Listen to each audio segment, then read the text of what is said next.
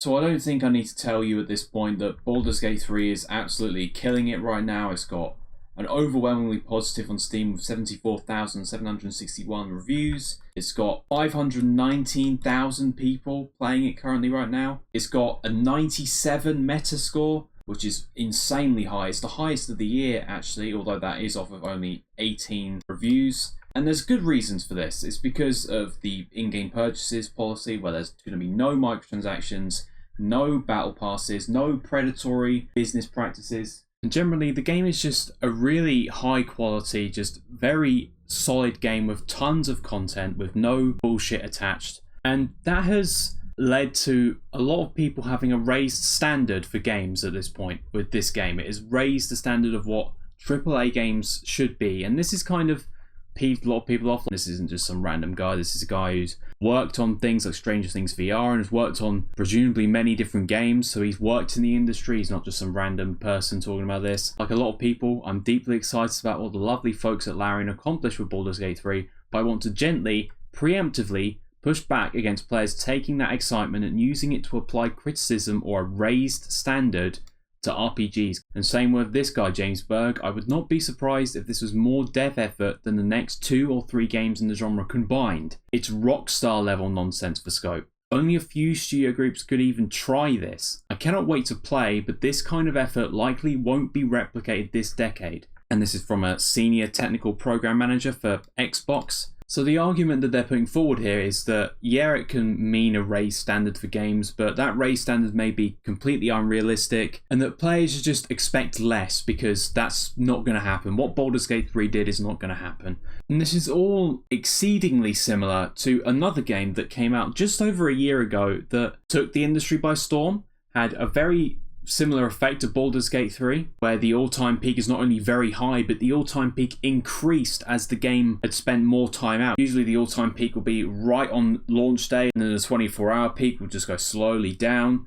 But this time it's been going up. You can see it started at 464,000. When word got out, it went up to 573,000, then 700,000, then 800,000. It sounds very similar to Elden Ring. Elden Ring did pretty much all of what I just mentioned just over a year ago and even got Game of the Year for it. And when Elden Ring happened, when that whole thing of it gaining more players as it got older rather than decreasing in player base, I thought that was just a fluke. I thought, oh well, it's From Software, they're a very well-known studio, they have a lot of developers that people like, and that this game was going to be like the big ultimate From Software experience, and there's a lot of hype for it, and it was just a situation where the massive hype had managed to be not only matched but exceeded all expectations, and that this would just be like a thing that only happened once every like 10 years or something. Not anything to think about long term. But this game existing and this game doing exactly the same thing for a second time in a year, maybe it's just a coincidence, but I think if it happens twice and has this big of a success, I would not be surprised if it happens again. And that is going to mean a lot for live service games.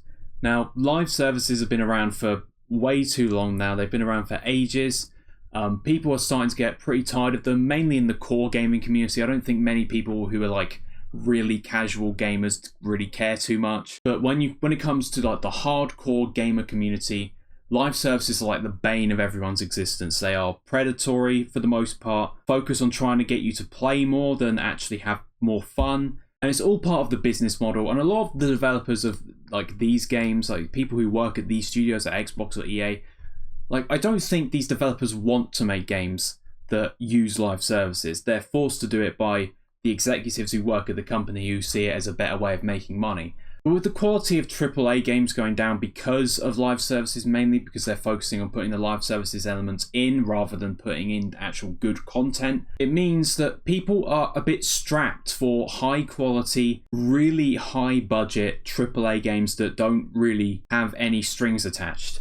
But let's take what these developers are saying at face value and assume that this is more dev effort than the next 2 or 3 games in the genre combined and Rockstar level nonsense for scope, and try and see how valid these claims are, because apparently only a few studio groups could even try this, not even do this, even attempt it in a sense. So let's look at Rockstar Games, for instance. How many people work at Rockstar Games? So from all sources that I can see, apparently there's about 2,000 employees working at Rockstar Games, which is quite a lot of people. And what about other game development studios like Blizzard? There's over 10,000 people working at Blizzard, although this does include Activision as it's Activision Blizzard, and obviously not 10,000 people working on World of Warcraft and Diablo or Overwatch. You can assume that a significant chunk of this is being used for Blizzard Entertainment, for example, which is another studio that does use a lot of these live service. Let's take another studio, for example. Let's look at Electronic Arts. Now, Electronic Arts has gone up in the last few years to be about 13,000 employees worldwide, and this is across probably all of the different studios, and there are quite a lot of them, about 10. So if you divide that by 10, that's what, 1,300 each? But we'll be fair and half that and say each studio probably has about 500 to 600 employees. So you can see quite here that there's a lot of people working on these games at AAA studios, and it requires this many people to make these kind of games. So these are the kind of studios that this guy is talking about. This is the kind of scope and the kind of manpower that you need to make games like Baldur's Gate 3. So Larian must have an insane amount of people working on it compared to these guys, right? Must have a lot of people.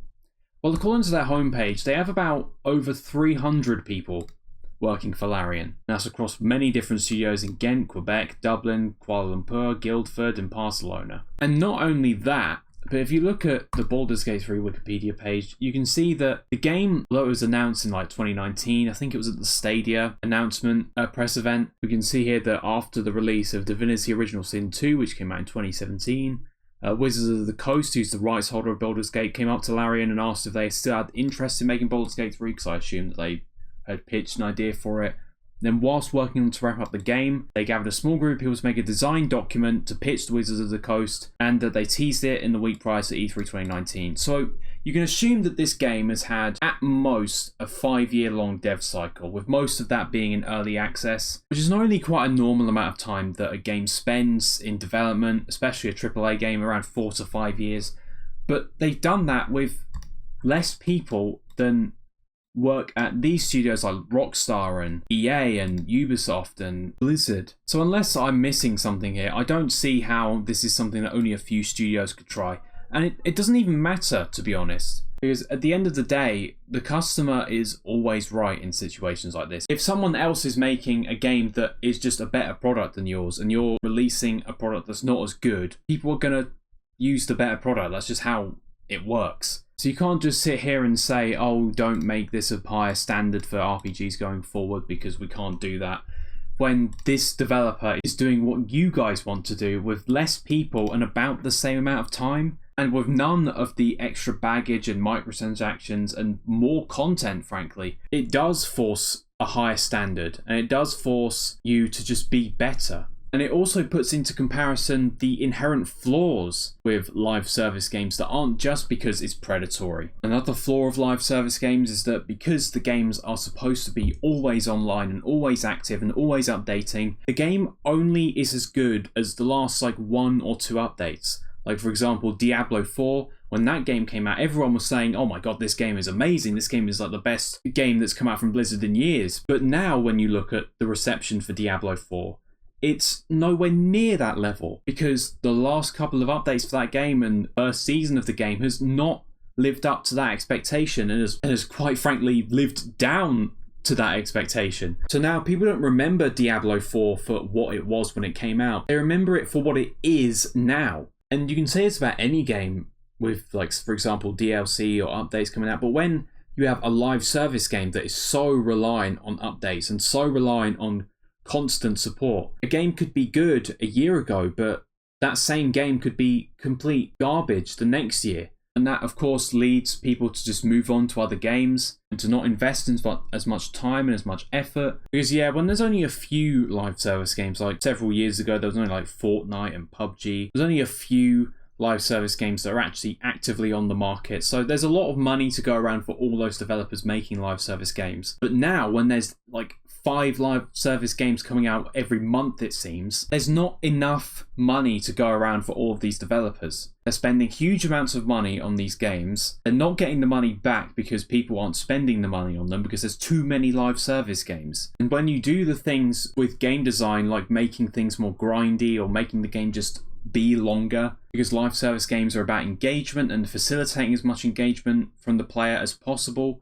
at any cost, even if it's to the gameplay's cost. And all of these things have led to live service games just coming out and then within a year or so, sometimes even less than a year, they just fall away. Like, for example, like Knockout City or Rumbleverse or the countless other games earlier this year that just disappeared off the face of the earth. And when you have all of that, all of these flaws with live service games come to light that aren't just their predatory microtransactions or predatory business practices. When you have all of these things be put into perspective alongside these games coming out, alongside games like Baldur's Gate 3 or Tears of the Kingdom or Elden Ring, or a lot of the great games that aren't necessarily hard live services that have come out this year, it kind of just makes people think, why would I want to spend all of my time, like invest a consistent amount of time in this live service when I could just get a game that gives me what I want, when I want it, on release. I don't have to worry about it being good later on. I don't have to spend money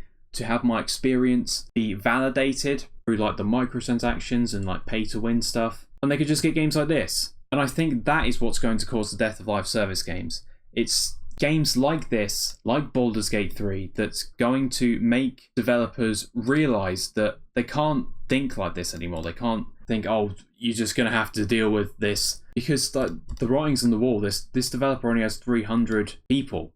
And there's other developers putting out games of similar quality, like Dark and Darker being an indie developer, and many other indie developers putting out games that don't have these microtransaction policies and don't have the same baggage, with significantly less people working on it for the same amount of quality. And I feel like AAA developers just need to catch up. They just need to stop coping and realise that games like this are not going anywhere. I think they're going to keep coming out. This isn't the last time you're going to see a game have this happen, where every single day it goes up instead of down, concurrent player base. And it's all thanks to Baldur's Gate 3 and games like it.